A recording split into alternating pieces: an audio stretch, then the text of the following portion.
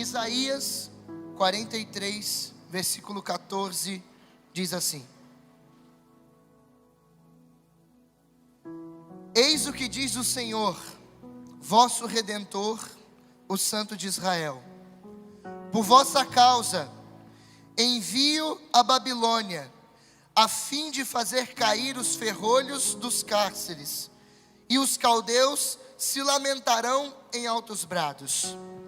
Eu sou o Senhor vosso Santo, o Criador de Israel, vosso Rei. Eis o que diz o Senhor, que abriu uma passagem através do Mar Vermelho, um caminho em meio às ondas, que pôs em campo carros e cavalos, a tropa de soldados e chefes. Eles caíram então para nunca mais se levantar, extinguiram-se como um pavio de vela. Não vos lembreis dos acontecimentos de outrora, não recordeis mais das coisas antigas, porque eis que vou fazer uma obra nova, diga aleluia, a qual está surgindo agora. Não a vedes? Eu vou repetir. Não vos lembreis mais dos acontecimentos de outrora, não recordeis mais as coisas antigas, porque eis que vou fazer uma obra nova, a qual está surgindo agora. Não a vedes? E vou abrir uma via pelo deserto, fazer correr os arroios pela estepe.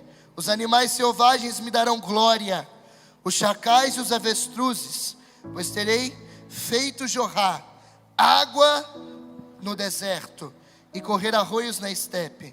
O povo, para saciar a sede do meu povo, meu eleito, o povo que formei para mim, este contará os meus feitos. Palavra do Senhor. Vamos aplaudir a palavra de Deus bem forte, mais forte.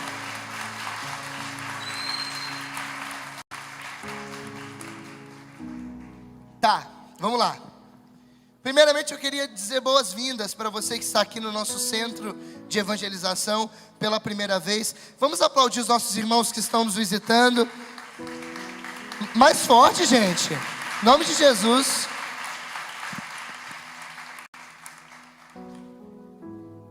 Eu vou pregar hoje sobre o Antigo Testamento. E às vezes o Antigo Testamento para algumas pessoas pode ser uma leitura, histórias um pouquinho mais difíceis ou complicadas. Mas eu prometo, fazer de forma tão didática que você vai se apaixonar pelo Antigo Testamento. Eu estou sendo pretensioso mesmo. Que você vai se apaixonar pelo Antigo Testamento e vai talvez ver a história do povo de Deus de um jeito que você nunca viu. Diga para quem está do seu lado, você está preparado, sim ou não? Eu gosto de mandar perguntar para quem está do lado. Eu acho que você não está preparado. Eu acho que você não está preparado para o que Deus vai fazer nessa noite. O Guilherme, o Diego comentou na semana passada, nos fez uma proposta para essa série da noite de adoração. A série é Metanoia. Só que o Guilherme, ele queria que nós partilhássemos sobre algo que seria uma segunda conversão. Eu vou te explicar de um jeito que você vai entender. Preste atenção. Eu vou chegar no texto aqui de Isaías, tá bom? Eu não esqueci ele não. Quando nós entramos para a casa de Deus, nós entramos para as coisas de Cristo e começamos a viver uma vida nova. Só que às vezes acontecem algumas coisas que a nossa vida de caminhada com Deus não dá passos. E não dando passos, a gente precisa crescer, subir um degrau. Você lembra da série Escada do Paraíso? A gente tem que subir todos os dias os degraus da santidade, para que a gente possa ir melhorando, se convertendo e amando mais a Deus a cada dia. Olha para mim, preste atenção. Eu vou usar a história de Israel para falar de 2 degraus da conversão do povo de Deus. E eu vou começar agora.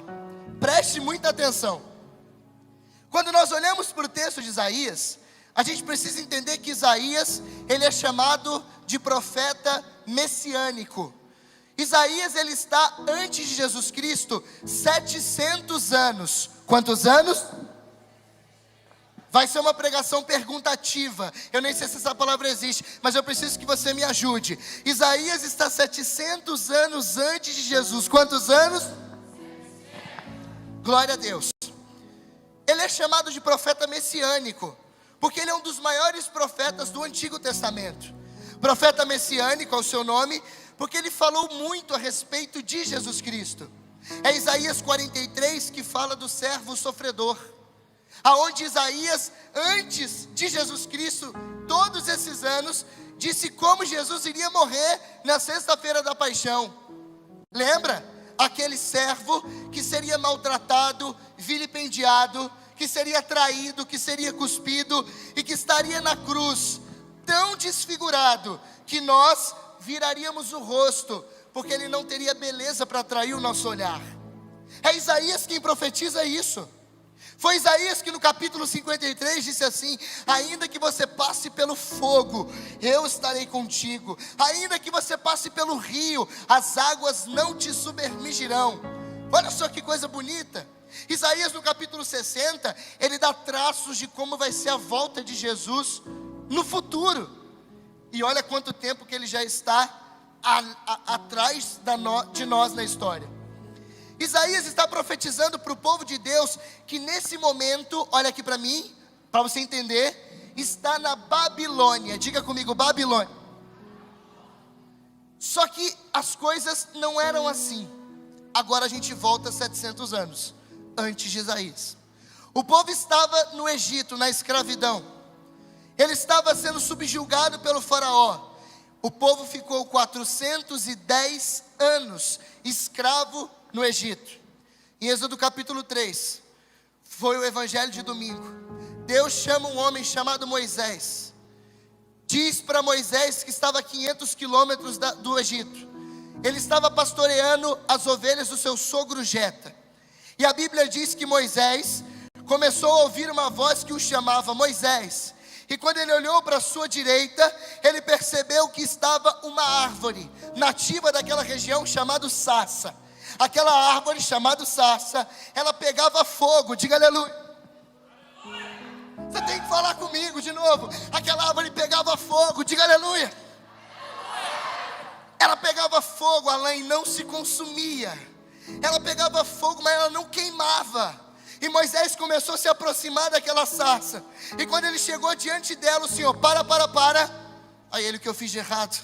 E a Bíblia diz assim: eu não me importo com o chulé, mas tira a sandália dos pés, pois o lugar que você está é santo. E a Bíblia diz que ele se aproxima. E nesse momento acontece o chamado de Moisés. E o Senhor se levanta e diz assim: Moisés, eu vou te usar para libertar o meu povo da escravidão do Egito, que está sofrendo nas mãos do faraó. Porque eu, o Senhor, ouvi o clamor do meu povo, e vou libertar, e levar eles a uma terra que jorra leite e mel, uma terra prometida. Porque eu, o Senhor, ouvi o clamor do meu povo. Acontece algo muito bonito. Moisés começa a ir até a casa do faraó. No meio do caminho ele pergunta assim: Senhor, só tem um detalhe: quando eu chegar na casa do faraó, eu vou dizer que quem me enviou. E o Senhor disse: você não vai dizer nada sobre você, mas dirá que eu sou aquele que sou. Eu mandei libertar o povo. A Bíblia diz que Moisés chega na casa do faraó, aperta a campainha e diz assim: eu, em nome daquele que diz que é o eu sou, me mandou vir aqui libertar o povo da escravidão. E sabe o que o faraó disse? Se Deus mandou, pegue o povo e leve embora. Eu fico imaginando primeiro que ele desacreditava, porque é assim que acontece com a gente. Quando Deus nos fala algo, a gente desacredita. A gente não acha que tem capacidade para cumprir alguma coisa. E a Bíblia diz muito claro que Moisés pegou aquele povo e levou para a terra prometida. Um historiador romano chamado Flávio Joséfo, ele diz que eram cerca de 1,5 milhão a 2 milhões de pessoas. Moisés pegou esse tanto de gente, e levou a caminho da terra prometida. Só que o primeiro obstáculo de Moisés foi qual? O mar vermelho. Moisés bate o cajado, o mar abre e eles começam a caminhar no deserto durante 40 anos, não 40 dias. 40 anos eles caminharam para chegar na terra prometida, aquela que na Bíblia chama de Canaã, mas nós sabemos que também é Jerusalém. O povo se estabelece ali. Moisés morre antes de chegar em Canaã. Josué toma a frente e eles começam a morar naquela terra que jorra leite e mel. A terra tem tudo o que eles precisavam. Agora já não são mais escravos. Agora eles estão num bom lugar. E olha que Moisés tinha um monte de problema. Moisés, que foi usado por Deus, é um parênteses aqui para eu chegar na terra prometida. Ele era um homem todo problemático. Ele era um menino que primeiro nasceu para morrer, porque quando ele nasceu, tinha uma lei no Egito, para que todos os meninos até 2 anos de idade fossem mortos. Então a mãe dele, não querendo matá-lo, escondeu ele dentro de casa. Só que no momento em que ele começou a chorar demais, não podendo a mulher esconder mais a criança, ela coloca o menino num cesto, que a gente até hoje chama de Moisés, coloca o menino no rio Nilo. A filha do faraó encontra Moisés, e ele é criado dentro da casa do faraó. Por isso que Moisés não morre. Mas ele era um menino todo complexado. Você que às vezes acha que ninguém te ama, que você não é capaz, que você não tem dons, Moisés era gago. A primeira coisa que no deserto Deus falou para ele, para dividir as tribos e guiar o povo, ele se colocou diante de Deus e falou: mas eu não consigo nem conversar, eu sou gaguinho, eu não consigo me comunicar com as pessoas. E todas as vezes que Deus via uma dificuldade de Moisés, fazia com que Moisés fosse à frente em nome daquele que o enviara. Só para você ter ideia, um menino complexado a ponto de, na adolescência, ter matado um egípcio e escondido o corpo. Muitas pessoas não sabem isso da vida de Moisés, mas Moisés matou um homem e escondeu debaixo da areia. Deixa eu te contar uma coisa. Um dia, foi um menino na minha casa, e a gente conversando sobre Deus, oramos por ele. Ele foi batizado no Espírito Santo, e ao final daquela oração ele me disse que tinha matado uma pessoa escondido dentro de uma lata de lixo. Diga para quem está do seu lado: complicado, não é verdade? E aquele menino ainda ia dormir na minha casa naquele dia. O povo chegou na terra prometida, a terra que jorra leite e mel. Eu não sei se você está percebendo a história, mas sair do Egito significa, olha para mim, olha para mim, olha para mim, significa sair da escravidão, sair do pecado, começar agora a viver a terra prometida. E foi o que aconteceu comigo e com você. Você que está em casa, presta atenção. Deus te chamou, Ele te libertou, Maicon, do Egito. Ele te colocou na terra prometida, Canaã. Canaã era um lugar tão maravilhoso que a Bíblia chama de lugar que jorra leite e mel. O lugar era tão maravilhoso que tinha água para todo lado. Tudo que plantava, frutificava. Lá, Maicon, diz o livro do Êxodo, que tinha cacho de uva de 8 quilos e romã de 12 quilos. Era uma terra próspera, que Deus tinha dado para aquele povo, para que eles crescessem, se multiplicassem, utilizassem da terra, dos animais, e vivessem uma vida em plenitude. E a Bíblia diz que eles começaram a viver uma vida de bonança. Diga para quem está do seu lado: está parecendo você, vive vida boa. Diga. Deus te tirou do pecado, Ele te levou para a santidade, Ele te levou para Canaã, para a terra prometida. Agora você não vai para o mundo mais. Você largou a bebida, você largou a balada, você parou de fumar, parou com essas ficadas daqui, as ficadas de lá. Agora você está um menino direito, um menino que usa chapeuzinho certinho, não fica mais usando uma barreta. Brincadeira, estou brincando. Agora você é um menino certo. Agora você é um menino que é de Deus, uma mulher santa. Você largou a prostituição, a bebedeira, saiu da maconha, parou de roubar, de traficar, de mentir. Olha que quantidade de pecados que nós estávamos. E Deus te libertou, te colocou numa terra boa. E você começou a viver, dia após dia, a promessa que Deus tinha feito para você. A Bíblia diz, olha para mim, que foram 600 anos de paz. Aleluia. 60 anos de tranquilidade, Benito. Só que tem um detalhe. Pergunte qual? Não, só se todo mundo perguntar, pergunte qual? O detalhe é que a Bíblia diz que o povo de Deus é inclinado a separar-se dele. Oh, meu Deus. Diga para quem está do seu lado, lascou agora. Lascou tudo. 1 João capítulo 3, versículo 8 diz que aquele que peca é do demônio. Lamentações 4,16 diz: caiu-nos da cabeça a coroa, desgraçado de nós porque pecamos. A Bíblia diz que depois de 600 anos vivendo a vida boa, a vida da santidade, o povo começou a cometer os mesmos pecados do Egito novamente. O povo começou a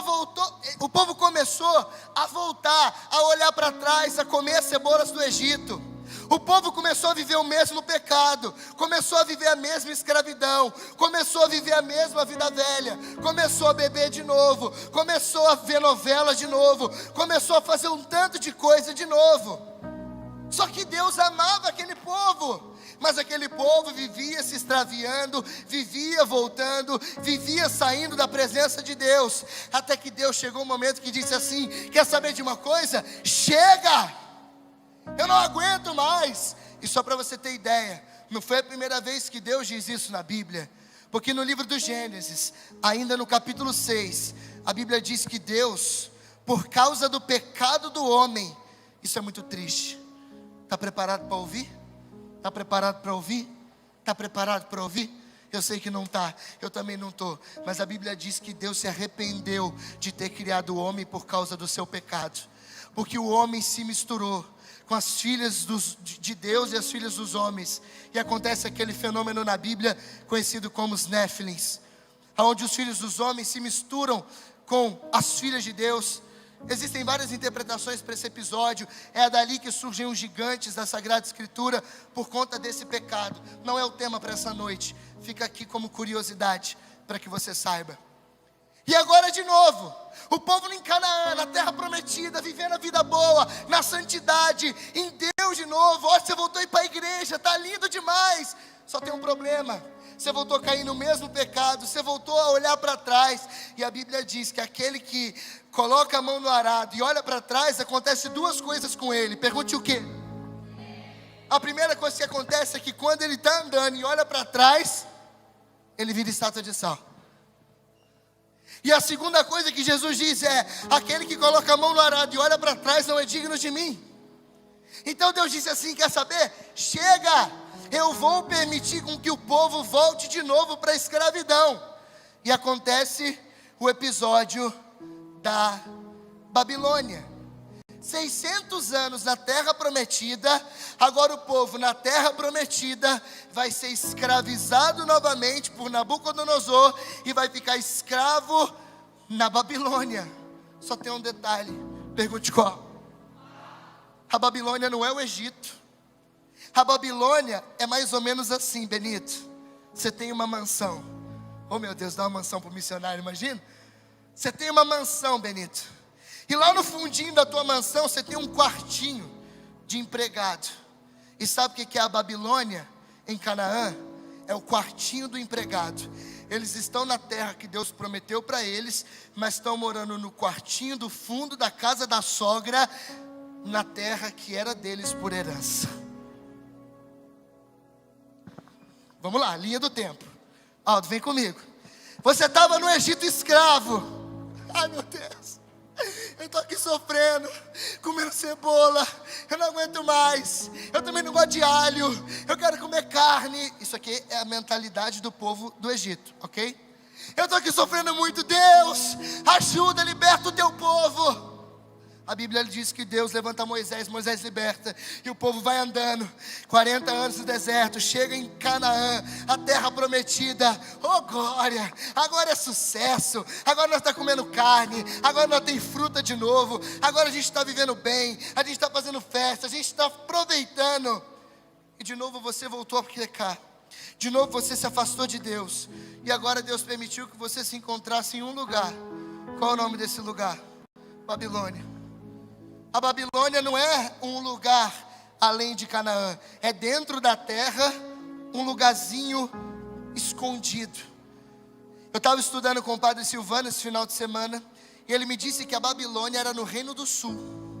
Tem um detalhe aqui muito especial. O Reino do Sul é o reino mais top do povo de Deus. O Reino do Sul é o reino de Judá, é o reino da tribo do leão. Ah, meu Deus! Só que agora esse lugar foi transformado numa Babilônia. E olha que coisa louca. Cadê a Marcele? Zona Sul é o quê? É top. Diga comigo, Zona Sul é top. Mas peraí, Zona Sul é Babilônia. Como é que é top? Vou te explicar. O pecado do povo pela segunda vez é um pecado insensível. Peraí, Natan, eu não estou entendendo. Vou te explicar agora. Você está na Babilônia, experimentando do pecado de novo, mas a Babilônia é a Zona Sul. Você acha que você está abafando e nem percebeu que está vivendo uma vida de pecado. Você está bancando de rei na Babilônia, achando que está no Vila Mix, mas na verdade está comendo de novo lavagem de porcos, está vivendo na mesma miséria, voltou para o mesmo pecado, e pior, está 7 vezes pior do que você estava quando você estava lá no Egito, escravo do faraó. Por que 7, Natan? Porque Jesus Cristo disse no Evangelho, que quando o Senhor vem e encontra um demônio numa casa e expulsa ele, ele fica rondando, pega 7 piores do que ele, e quando ele volta ele traz esses outros 7, para fazer um estrago ainda maior. Por que um pecado de insensibilidade? Olha aqui para mim. Porque você está vivendo uma vida de podridão e acha que está tudo bem. Conhece gente assim? Que você sabe que está na miséria, mas a pessoa não perde a pose. É a Babilônia. Fala para quem está do seu lado: agora eu entendi tudo. Mas Deus é muito bom, diga aleluia. Meu Deus do céu. Mas Deus é muito bom. Sabe o que ele fez? Ele permitiu que um rei pagão, Ciro, primeiro rei da Pérsia, invadisse Jerusalém e tomasse a Babilônia de Nabucodonosor. E Deus usou de um rei pagão para mandar o povo de volta para Jerusalém. A pregação de hoje, a segunda conversão do povo de Israel é: olha para mim aqui, ó. Sai da Babilônia, volta para Canaã, volta para Jerusalém. Você não tem que ficar vivendo essa vida que você está vivendo. Eu te tirei do pecado, não para que você voltasse para ele. Era para que você vivesse uma vida em plenitude, numa terra que jorra leite e mel. Você não se lembra? Eu deixei traços em você da minha presença. Eu deixei coisas em você que, olha, meu irmão, só eu poderia colocar. Você é minha imagem. Você é minha semelhança. Eu coloquei dentro de você uma alma, algo que está aí dentro, que às vezes pulsa em você e que você não sabe o que você é. Eu vou te contar uma coisa, olha para mim. Existe um troço dentro de você, eu vou chamar de troço, mas não se espante, que é do tamanho de Deus. Santo Tomás de Aquino diz que é um vazio existencial, que é preenchido pelo tamanho de Deus, que é dentro de você. Eu vou te explicar de um jeito melhor. Alguém aqui já teve vontade de comer alguma coisa que não sabia o que era? Já teve vontade? Quem já teve? Levanta a mão, cara. Quem já teve? Sabe o que é isso? Não era vontade de comer, eu estou todo arrepiado. Era a vontade de Deus. É aquilo que você não sabe o que é porque você está preso no corpo, o Senhor está no céu. Aquela vontade que você teve, não sabia o que era. Não era fome, era vontade de Deus, era vontade de céu, era vontade de Jerusalém. Olha, meu Deus, vocês que estão aqui pela primeira vez, levanta a mão, levanta a mão, levanta a mão, abaixa a mão agora. Olha para mim aqui, ó. O que você quer não é um namorado, não é uma namorada. O que você quer não é paz financeira. O que você quer não é uma vida boa, não é um carro do ano. O que você quer está dentro de você, e o nome dele é Jesus de Nazaré. É Ele que te trouxe aqui nessa noite. Foi Ele que te trouxe. Porque Deus usou. Se Ele usou de um rei pagão, meu Deus, eu quero ser humilde agora. Mas se Ele usou um rei pagão para fazer com que o povo voltasse para Jerusalém, o que Ele não pode fazer de um consagrado na tua vida nessa noite, meu irmão? O que Ele não pode fazer? Meu Deus do céu, eu fico louco. O tema dessa pregação, sabe qual é? Um povo sem memória é um povo sem história. Só que só tem um detalhe: você nasceu bebê, e bebê não tem memória de nada. Você tem que ir reconstruindo aos poucos a memória que está dentro de você, desde antes de toda a eternidade. Porque Jeremias capítulo 1, versículo 5 diz que desde antes do ventre, o Senhor já te havia consagrado profeta das nações. O dia que você estiver com fome agora, você vai, opa, é fome ou é fome de Deus? É fome de comida ou fome de Deus? É fome de alimento ou é fome de Deus? Aí você vai dizer assim: não, é porque faz muito tempo que eu não vou a São Paulo e eu não comi McDonald's, eu não comi sei lá o que você gosta de comer. Mas você vai se perceber que na verdade não é fome de comida, é fome de Deus. Dentro de você tem fome de Deus, tem fome de céu, tem fome de almas, tem fome de santidade. Você não sabia dar nome, eu estou falando agora o que é para você, o que você sente aí dentro desde a infância, dos seus traumas, dos seus problemas. Meu irmão, é fome de Deus, cara, é fome de Deus. E eu vim dizer isso aqui para você nessa noite, que um povo sem memória é um povo sem história. Marcelo, até dente tem memória. Coloca aparelho, tira o aparelho e não coloca contenção. O que acontece? Volta tudo para o lugar. Porque dente tem memória. Se dente tem memória, imagina você que é filho de Deus. Você acha que você não vai se lembrar na alma do eterno que te criou? O corpo tem memória. Quem me conhece desde 2015, 16, viu que eu engordei e emagreci. Eu acho que eu vou ficar onde eu estou agora. Mas não, eu vou mudar em nome de Jesus. Aleluia, isso dá aleluia mesmo. Aleluia, eu vou melhorar. Mas o corpo tem memória. Começa uma dieta e para. O corpo vai, ó, de novo. O povo sem memória é um povo sem história.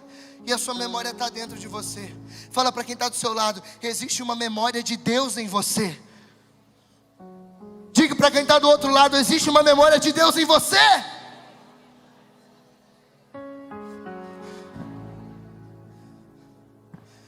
Ciro chegou na Babilônia. Aldo, vem comigo aqui, ó. Beijo, Guilherme.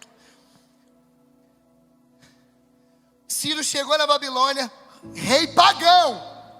Rei pagão. Olha aqui para mim. Chegou na Babilônia, o povo de Deus tudo lambuzado no pecado, sentado assistindo Big Brother. Diga para quem está do seu lado: peguei você agora, né? Peguei você, né?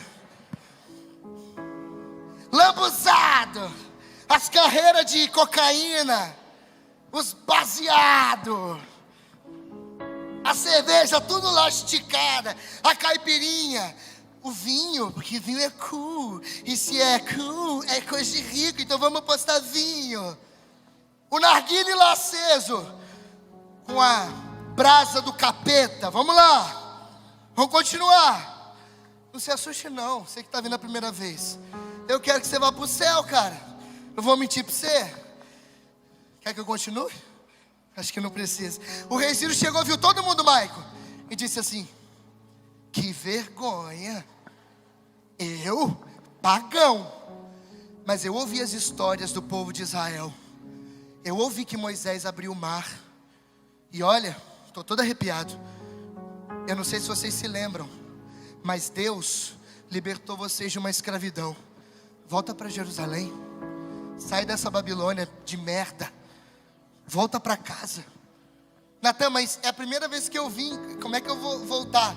Volta para o céu. E se o céu está nesse lugar, vem para a colo de Deus e pode ficar. No céu eu vou morar, mas na colo de Deus eu vou estar para que no céu eu vá morar. Ou em outro lugar, tá tudo bem. Tudo bem. Ciro fala, eu ouvi. Os reis das vizinhanças, dos países vizinhos, tinham medo. Cadê o Diego? Está aqui? Eles temiam o Deus de Israel. Temiam. O Deus de Israel? Não vamos lutar com eles não. Rapaz, o Moisés abriu o mar vermelho. Você não lembra do episódio das 10 pragas? Você não lembra das serpentes que Deus curou o povo? Não, irmão, não. Os reis pagãos tinham medo do seu Deus.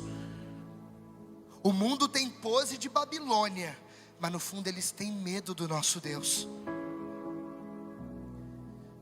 Só para concluir o texto bíblico, para a gente ir para o que é mais importante.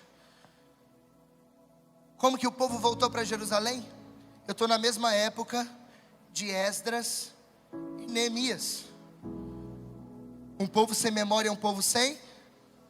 Abra a boca, um povo sem memória é um povo sem?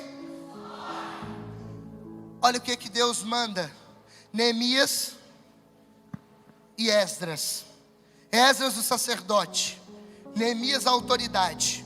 A autoridade convoca o povo. Pá! Na época não tinha Instagram. Na época não tinha como a gente colocar uma publicação. Arrasta para cima e venha para o nosso... Não tinha. Na época era, olha para mim, olha para mim, olha para mim, olha para mim. Na época era cartaz na praça. Convocou todo o povo de Deus em praça pública, no horário do rosário do Frei Gilson. Brincadeira, era mais tarde ainda. Frei Gilson é mais santo. 6 horas da manhã. E o povo foi. Sentou igual vocês estão sentados. Ah, meu Deus do céu. Tudo sentado. Na Babilônia ainda. Mas com a esperança de voltar. Ciro já tinha mandado. Podem voltar, vive a vida de vocês. E a Bíblia diz que 6 da manhã, Esdras começou a ler toda a Sagrada Escritura para eles. Os judeus chamam de Torá. Nós chamamos de Pentateuco. São 5 primeiros livros da Bíblia: Gênesis, Êxodo, Levítico, Números e Deuteronômio. E a Bíblia diz que de 6 horas da manhã até meio-dia começou Esdras a narrar para o povo sentado em praça pública. No princípio Deus criou o céu e a terra estava sem forma e vazia, as trevas cobriam o abismo e o Espírito de Deus pairava sobre as águas.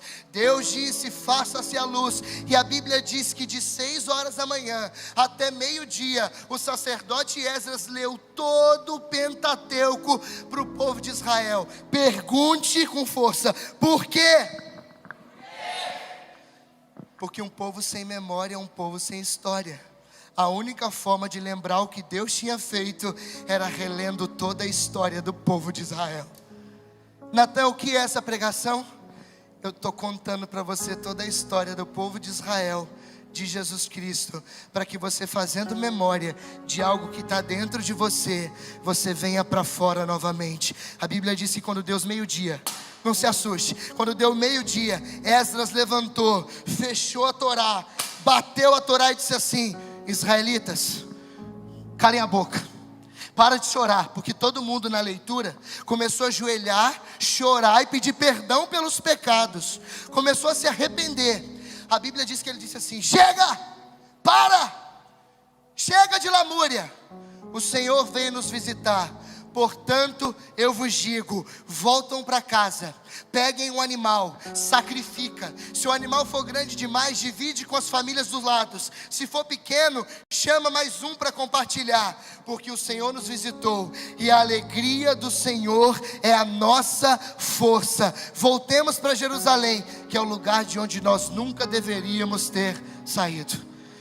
Foi isso que aconteceu na história do povo de Israel. A primeira coisa dessa pregação é um povo sem memória, é um povo sem história. Diga comigo, um povo sem memória é um povo sem história. Diga tudo, um povo sem memória é um povo sem história. Vai. Segundo, nosso libertador não é um homem. Vou ter que explicar, né? Vou explicar. Nosso libertador não é um homem. Você lembra quem libertou o povo da escravidão do Egito, do faraó? Ai, mudou. Ô Marquinhos, muda não, continua naquela nota. Obrigado. De novo, nosso libertador não é um homem. Quem libertou o povo do Egito? Quem libertou? Cadê os pregadores? Abre a boca. Moisés libertou, lembra? Vai até a casa do faraó, liberta o meu povo e leva eles para a terra que jorra leite e mel. Responde então, quem libertou o povo da escravidão do Egito? Passou 40 anos e 600, Babilônia. Quem libertou o povo da Babilônia? Ciro, o primeiro rei da Pérsia, um rei pagão. Só que o nosso libertador não é um homem. O nosso libertador tem as mãos chagadas. O nosso libertador tem os pés furados. O nosso libertador, ele tem o lado aberto. Ele tem a cabeça coroada de espinhos. O nosso libertador, como diz Santa Brígida, teve 5.480 feridas. O nosso libertador foi flagelado. O nosso libertador foi ao Calvário. E ele não é um homem, ele é Jesus Cristo de Nazaré, que morreu na cruz do Calvário para nos libertar dos nossos pecados. O nosso libertador não é um homem. O nosso libertador é Deus, que se fez carne, habitou entre nós e morreu por você. Ele morreu por você. Ele morreu por você. Ele deu tudo por você. Todo o seu sangue. Todo o seu sangue. A ponto de não ter mais sangue para jorrar, e do teu lado aberto na cruz sai sangue e água. O sangue acaba e a água continua, porque ele deu tudo até o final por você. Tudo. O nosso libertador não é Moisés, não é Ciro. O nosso libertador é Jesus de Nazaré, Michael. O nosso libertador fez tudo por nós e faz em cada Santa Missa. E olha, fará na Semana Santa novamente. O nosso libertador é Deus que se fez carne. Atenção, você que está aqui, sobretudo para os jovenzinhos. Quem aqui tem menos de 18 anos, levanta a mão. Tem uma galerinha aqui, lá embaixo. Quero dizer para vocês uma coisa, pode abaixar a mão. Eu encontrei com Jesus, eu tinha 14 anos de idade.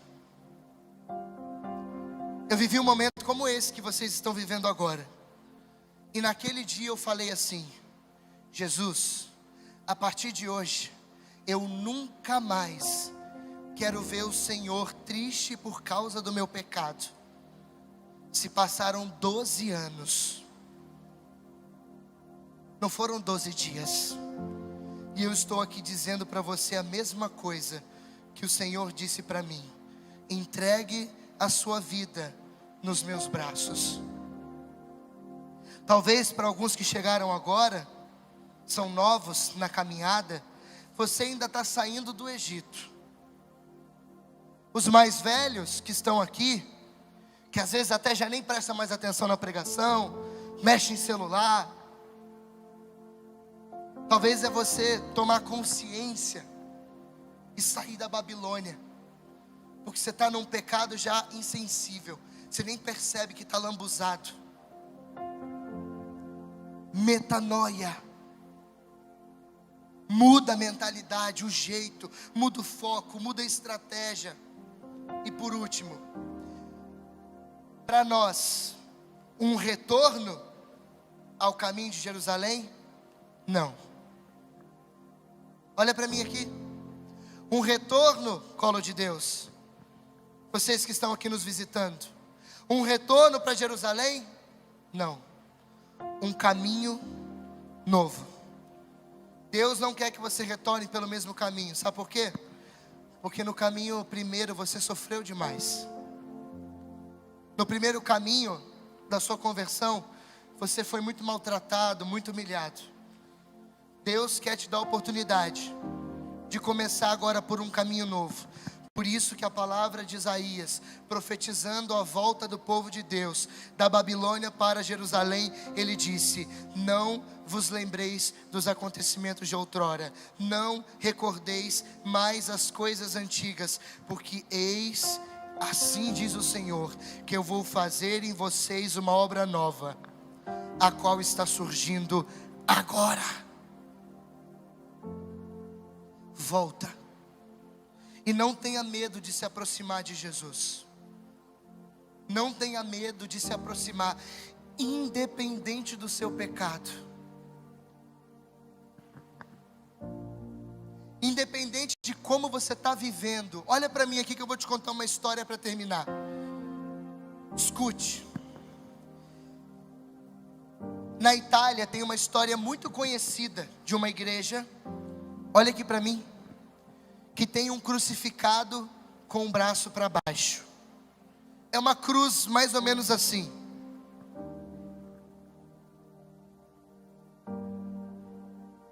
Quem não está enxergando aí embaixo, é uma cruz com um braço de Jesus para baixo. Isso é real na Itália. Está lá até hoje essa cruz assim.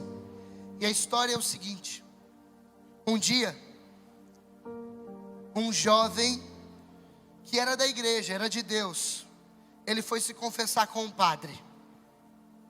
E chegando para se confessar, ele se confessou com o padre, e o padre generosamente absolveu ele dos pecados que ele tinha cometido. Você sabe que você precisa confessar, amém ou não? Quem não sabe, procure um padre e diga: padre, eu quero confessar. Para quê? Para que o seu pecado seja perdoado. Natan, esse negócio de confessar com homens está na Bíblia. Você não lê, eu vou te contar. João capítulo 20, versículo 22. Jesus soprou sobre os discípulos e disse: recebei o Espírito Santo. Discípulos, a quem perdoardes os pecados, eles vão ser perdoados. A quem vocês não perdoarem, não serão perdoados. O padre recebeu de Deus o poder de perdoar os pecados. Isso é bíblico, amém ou não? Então o menino se confessou e o padre perdoou. Só que o pecado do menino era muito grande.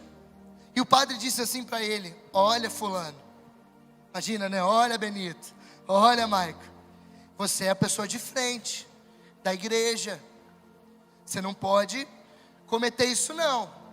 Não comete esse pecado de novo. O menino: não padre, eu vou mudar, eu vou ficar bom, eu vou melhorar. E ele foi embora. Conta a história que o menino, uma semana depois, por conta da fraqueza, ele caiu de novo no mesmo pecado. E ele foi de novo no padre. O padre ouviu a confissão, absolveu ele e disse: olha, eu já te avisei, esse pecado é muito grave, você é de comunidade, você tem que tomar cuidado. Se você cometer esse pecado de novo, eu não vou te perdoar. O menino foi embora: não padre, eu vou mudar, eu vou melhorar, eu vou ficar bom. Foi. Você sabe que a carne é fraca, e ele, por mais que tinha um propósito firme, ele caiu de novo. E ele voltou para confessar. Quando o padre viu ele, o padre já falou: eu não vou te perdoar, eu tinha te dito. Aí ele: não padre, pelo amor de Deus, por favor, eu quero mudar, eu fui fraco, mas eu quero Jesus, eu creio na misericórdia. E o padre: tudo bem, mas é a última vez, a próxima eu não vou te perdoar mais. Sabe o que aconteceu? Ele foi embora. E o que aconteceu? ele pecou de novo. Porque a carne é fraca. Escuta aqui uma coisa para você que quer entrar para a igreja, quer ser de Deus.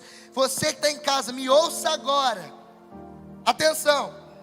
Quer vir para a igreja? Esteja preparado para cair e levantar. Cair e levantar. Cair e levantar. Cair e levantar.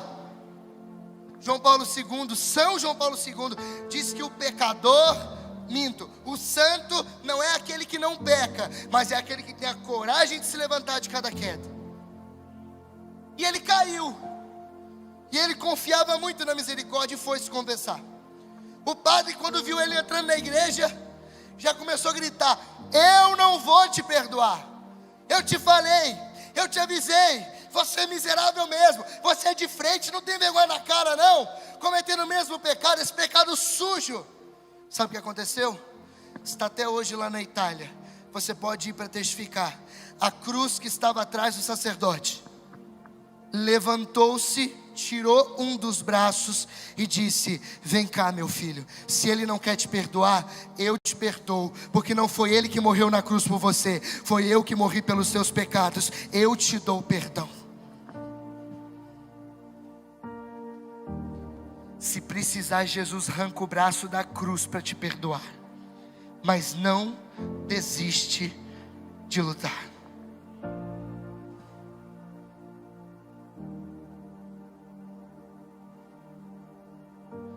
Vocês vão cair no pecado se vocês quiserem ser de Deus. Você vai cair. Mas, Senhor, o Senhor me recebe e Ele vai estar assim, ó. Minto, Ele já vai estar assim. Pode vir, eu perdoo você. Vem, vem. Vocês que estão aí embaixo, caiam quantas vezes quiser, mas seja corajoso para pedir perdão e se arrepender. E outra coisa, viu? Você tem mania de cair e ficar vivendo a Babilônia, insensível espiritualmente. Tome vergonha na sua cara. Tome vergonha na sua cara. Caiu, levantou, pecou hoje, confessa amanhã.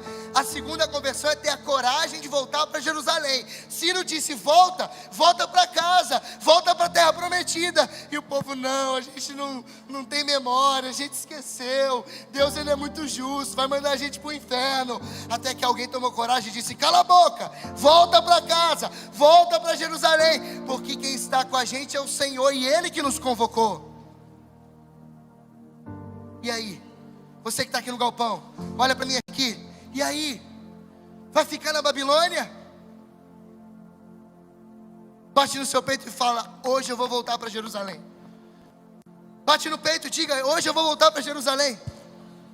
E vocês aí não bate não? Bate: eu vou voltar para Jerusalém. Amém. Vamos voltar.